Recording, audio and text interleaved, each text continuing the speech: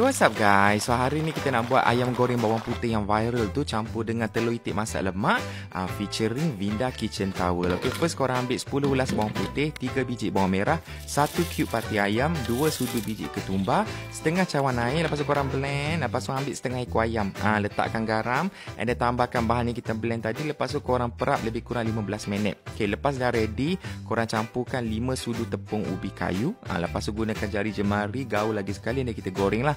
Make sure minyak betul-betul panas, minyak dah geluk-geluk, baru masukkan ayam, ada tambah lagi 10 ulas bawang putih yang dah diketuk sikit. Dengan kulit-kulit dia letak sekali. Tak cukup bawang putih kan? Kita tambah lagi. Sampai satu rumah aku bau bawang putih. Okey, so bila yang dah ready, kita akan ambil Vinda Dry Kitchen Towel. Yang ni dia menyerap minyak 3 kali ganda.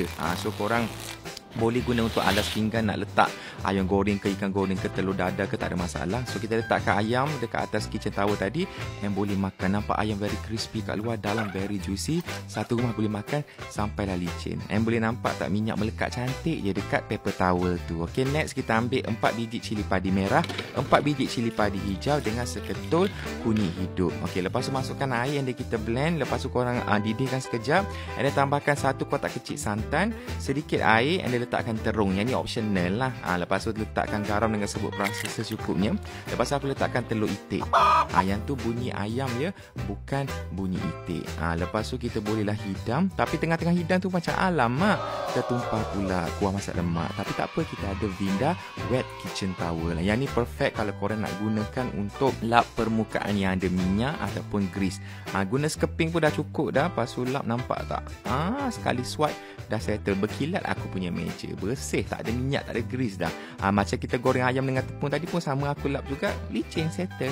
And then now sedia untuk dihidang. Bolehlah makan panas-panaskan, campur kuah lemak dengan ayam goreng tu. Rasa dia sangatlah sedap. Rasa ayam bawang putih tu very crispy, campur dengan telur itik masak lemak ni, pedas, lemak, memang sedap. Combine dua ni jadikan lunch. Korang kena try kat rumah. Okay, so jangan lupa dapatkan Vinda Kitchen Towel dekat rumah. Masuk cepat.